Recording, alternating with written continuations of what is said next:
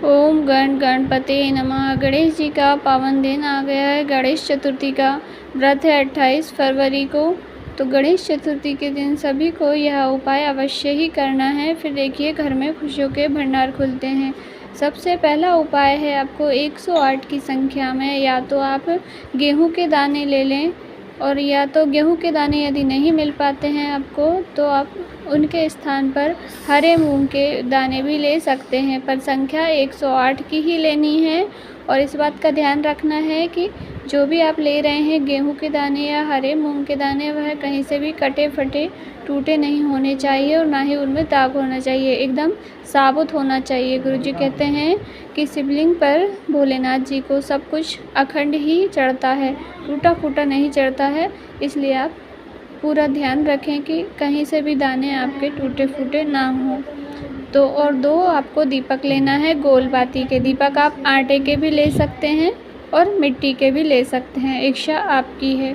और इस उपाय को आप अपने घर पे भी कर सकते हैं और चाहे तो मंदिर में भी कर सकते हैं। सुबह से लेके शाम तक, रात्रि तक कर सकते हैं, क्योंकि भोलेनाथ की शिवलिंग की पूजन रात्रि तक भी होती है। 4 पहर की पूजन हम भोलेनाथ की करते हैं। तो यह उपाय भी आप सुबह से रात्रि तक कभी भी कर सकते हैं। 2 दीपक हो गए हैं। 1 लोटा शुद्ध जल ले लेना है अपने ही घर का, मटके का, और 108 गेहूं के दाने ले लेने हैं। और जो जल का पात्र है आपके पास, उसमें हो सके तो 1 बूंद शहद की डाल लें। शहद जो है हमारे घर में मिठास का अनुभव करते हैं, लड़ाई झगड़े क्लेश दूर होते हैं। शहद भोलेनाथ की शिवलिंग पर यदि हम समर्पित करते हैं तो लेकर के आपको चले जाना है भोलेनाथ जी के मंदिर। और सबसे पहले आपको जो जल है आपके पास, जल से भोलेनाथ का जल अभिषेक कर देना है। सर्वप्रथम हम जल से अभिषेक कर देंगे।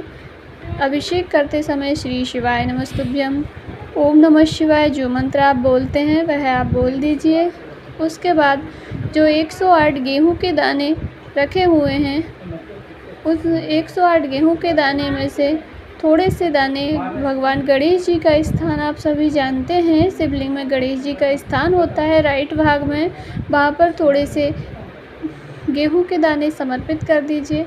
और अपनी कामना, दुख, पीड़ा जो भी है, रोग निवारण के लिए है, नौकरी के लिए है, व्यापार वृद्धि के लिए है, दुकान मकान, जो भी आपकी विशेष मनोकामना है वह गणेश जी महाराज से कह दीजिए। और जितने भी बचे हुए गेहूं के दाने हैं या तो मूंग के दाने जो आपने लिए हैं, संपूर्ण रूप से भोलेनाथ की शिवलिंग पर समर्पित कर दीजिए। फिर 1 गोल बाती का दीपक आपको वहीं पर शिवलिंग के आसपास, सब में भगवान विराजमान होते हैं, समस्त देवी देवता, तो आप शिवलिंग के पास ही 1 गोल बत्ती वाला दीपक प्रज्वलित कर दीजिए। जल से अभिषेक कर दिया हमने, गेहूं के दाने समर्पित कर दिए, दीपक भी प्रज्वलित कर दिया। उसके पास अब आपके पास 1 दीपक बचा हुआ है गोल बाती का। उसको जब आप मंदिर से लौटते समय आए, आपने संपूर्ण सामग्री समर्पित कर दी है बाबा को। उसके बाद आप झोली पसार कर प्रणाम करें, अपनी कामना कहें, और लौटकर जब मंदिर से आएँ तब सब मंदिर की चौखट पर आपके राइट भाग में, जहाँ से आप अंदर प्रवेश करते हैं उसके राइट भाग में आपको जो 1 दीपक और लेकर के गए हैं उसे प्रज्वलित कर देना है। वहाँ पर भी ढोक विनती करके अपनी कामना कह दीजिए। बस इतना ही करना है, फिर वापस आ जाइए। फिर देखिए भगवान भोलेनाथ आपके घर में खुशियों के भंडार भरते हैं। प्रथम उपाय हो गया है हमारे गणेश चतुर्थी का। दूसरा उपाय है गणेश चतुर्थी का।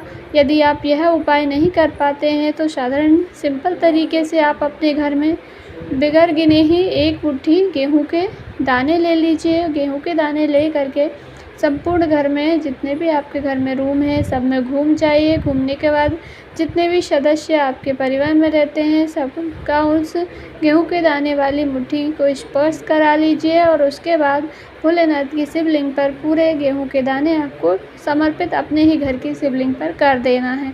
बस फिर देखिए भगवान आपके खुशियों के भंडार खोलते हैं। इससे हमारे घर में जो है खुशियों का आगमन होता है। समस्त रोग दोष, हमारे घर के ग्रह क्लेश हैं, कोई से भी दोष जो होते हैं वह समस्त दोषों से हमें मुक्ति मिलती है। यह उपाय भी आप अपने घर पर सुबह से लेकर रात्रि तक कभी भी कर सकते हैं। 2 उपाय की हमने बात कर ली है। तीसरा उपाय है गणेश चतुर्थी का।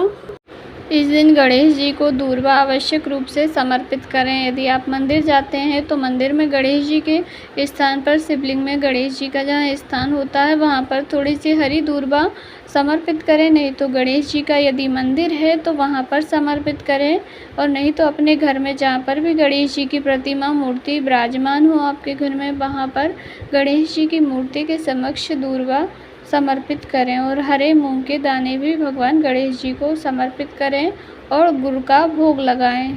मंदिर में भी आप गुड़ का भोग लगा सकते हैं गणेश जी के समक्ष। और नंदी महाराज मंदिर में विराजमान होते ही हैं भोलेनाथ जी के मंदिर में, तो नंदी महाराज के जो उठा हुआ पैर होता है वहाँ पर कुछ हरे मूंग के दाने, थोड़ा सा गुड़ का टुकड़ा आवश्यक रूप से समर्पित करें। और हो सके तो आप, यदि नंदी महाराज आपको स्वयं में मिल जाते हैं, बैल रूप में नंदी महाराज होते हैं, तो उनको आप थोड़ा सा गुड़ और हरे मूंग के दाने और एक बेलपत्री आवश्यक रूप से खिलाएं, यदि आपको मिल जाते हैं तो। क्योंकि भगवान भोलेनाथ तक जो हमारी बात पहुंचाते हैं वह नंदी महाराज ही होते हैं, जो हमारी कामना को भगवान भोलेनाथ से कहते हैं। तो ये थे गणेश चतुर्थी के छोटे छोटे से उपाय। यदि आपको जानकारी अच्छी लगी हो तो वीडियो को ज़रूर लाइक करें, चैनल पर नए हैं तो सब्सक्राइब करें, और कमेंट बॉक्स में श्री गणेशाय नमः, श्री शिवाय नमस्तुभ्यम अवश्य ही टाइप करें।